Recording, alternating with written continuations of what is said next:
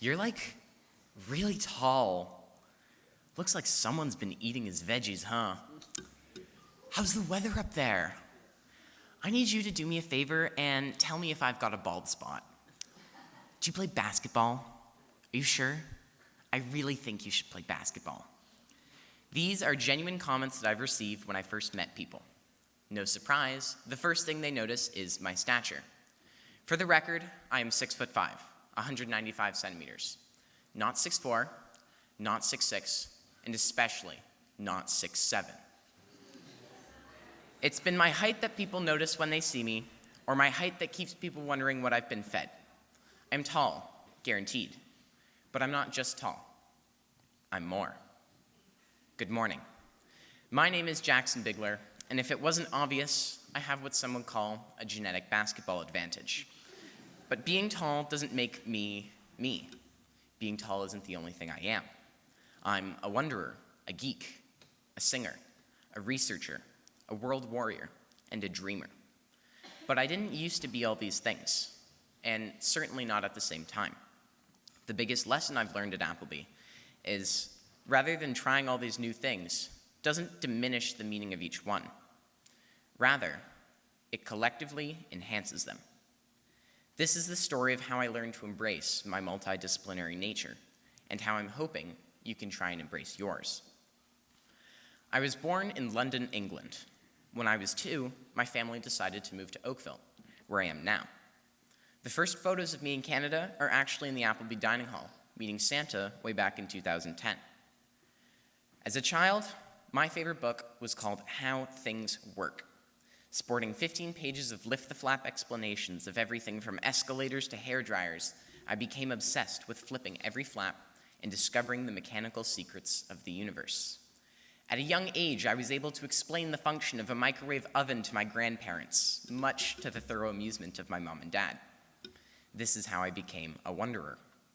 My curiosity naturally took me to computers. I taught myself to program in grade 3, and I've been in love with it ever since. Eventually, I ended up placing 4th in Canada in a robotics tournament, and this is where my journey with Appleby started. When I was preparing for my grade 7 interview, naturally, I thought my robotics ventures would be the main focus. But I wanted to highlight that Appleby was a place for me to try something new. When I practiced my interview, I once remember saying something like, "I might like to try a play at Appleby." My mother looked at me, and I'll never forget what she said. "Oh, honey, just be honest with them." Now, most of you know how this story ends, but I'd like to clarify that my mother didn't know how much of a theater aficionado I was going to become. To be honest, neither did I. When I got to Appleby, I was hit with a bit of a culture shock. There were so many amazing people doing amazing things. While there were excellent athletes, musicians, and debaters, the most exciting people were the ones who did a bit of everything. It's funny when you think about it. Do you ever watch movies about high school? Mean Girls, 10 Things I Hate About You, and especially The Breakfast Club, and wonder why everyone is only seen doing one thing? You hear about labels like jock, nerd, basket case, princess. Single-word stories designed to instantly show you who someone is. But, as Chimamanda Ngozi Adichie says in the TED Talk that you're guaranteed to watch as an Appleby student, the problem with these stereotypes is not that they are untrue, but they're incomplete. They make one story become the only story. Now, don't get me wrong. These words help you instantly learn more about a person's background, hobbies, or interests. But with one word, they become so constrictive that we can't possibly see others as anything beyond that singular definition. The consequence of this is that we isolate and divide based on these perceptions. Nobody in the Breakfast Club likes each other at the beginning, and in every film, lunch tables are filled with similar people with similar interests. But when we limit ourselves to these single-story perceptions of who we think others are, who we think we are, then we're truly cutting ourselves off from growing to our fullest potential. Do you ever wonder why teachers will challenge you to sit with someone new? Being honest, how many times do you think you've genuinely followed their instructions? That's the thing. It's easy to sit with those we know. Comfortable. But as anyone will ever tell you, you can't expect to grow at all while staying in this comfort zone. That's the thing with the movies I mentioned. Nothing changes. With the exception of the main characters, the people in the background stay the same throughout the movie. If we want to change our perceptions of others, then we need to stop seeing each other as background characters, and instead as complex, evolving people with different interests, goals, and stories that can help us. For me, this meant trying as many different things as I could get my hands on as soon as I started in middle school. While I continued my robotics ventures outside of school, I put our amazing co-curricular offerings to the test. Squash, the middle school play, and you guessed it, Sustainability Council. In all three, I was given the chance to meet a diverse, unique group of incredible, passionate people. I started middle school drowning in pandemic plexiglass, knowing nobody, and I ended it with some of the most amazing friends I will remember forever. But the summer came and went, and before I knew it, I found myself in grade 9. This is where I learned a new lesson. It's never too late to change who you want to be. I figured for my first co-curricular of high school, I would continue with something easy, squash. But it got boring. There was nobody new to meet.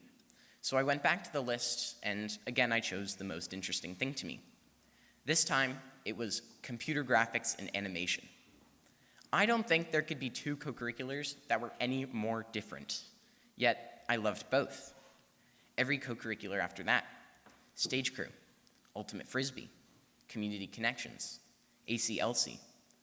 Things in no way seemed to connect to each other, except for the fact they were interesting for me. Stop and think about the activities that you're doing at Appleby now. Are you doing something you've done before?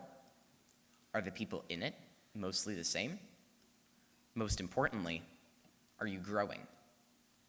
If you're reluctant to answer, that's okay. It's just a sign to shake things up. But the issue with changing these things is that you're sometimes left wondering what to do with the old parts. Now, in grade 9, I was on an external VEX team, the highest level of high school robotics you could get your hands on. I was a programmer on the team, and I even managed to score a spot in the VEX World Championships in Texas. But I didn't want to go. My team was so horribly concerned with winning this championship, it seemed like nothing else mattered to them. Team collaboration fell, and I left the lab every night wondering if I was making a mistake being here. For others, this team was everything. Robotics was their single story, and they weren't interested in going beyond that. Telling my coach that I would be leaving my robotics home of 7 years was one of the most difficult things I've ever done. It meant a lot to me, and it felt like I was leaving a part of myself behind. I wonder if I've made the right decision, and to be honest, I can't really tell what would have happened had I stayed. Nobody could. But I wasn't going to let a past notion of who I thought I was define who I would be in the future, and neither should you. If we ask ourselves, why do we learn about our history, you would probably think of a simple answer: to avoid repeating mistakes of the past, or something similar. But ask any question to Dr. Panev, and you will not get a simple answer. He opened his world history class with this question, and in the end reasoned that we learn history because it is a part of us. My past shows you who I am today, just as yours does for you. Now, the past is undeniably important, guaranteed, but it shouldn't affect how you choose your future. How many times have you kept pursuing a hobby or a class just because you took it last year? Again, are there new people? Are you being challenged with the unknown?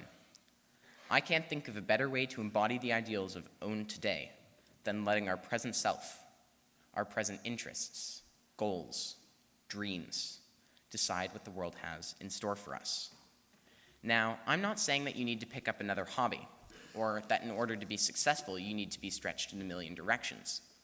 In fact, that's what I would advise against.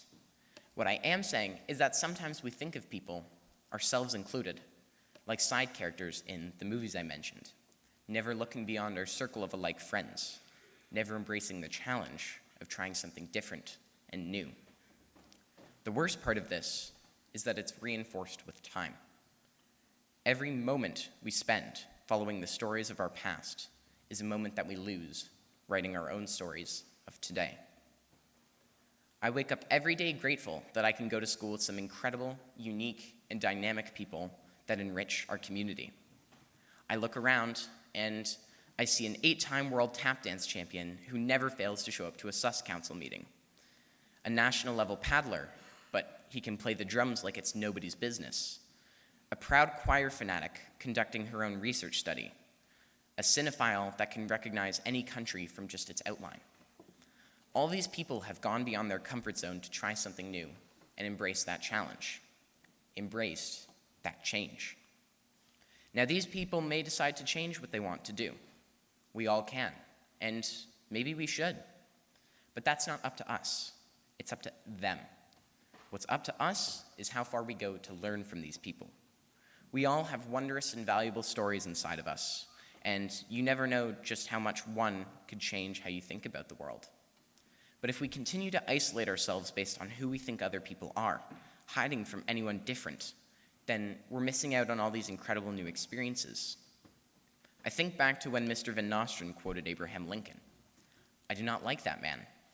I must get to know him better. Just as change happens outside our comfort zones, the people that change us the most are those we don't like or expect to meet. My story ends at the present, but facing the future. I've been at Appleby for 6 years and 2 summers, growing and evolving into the Jackson you see in front of you today.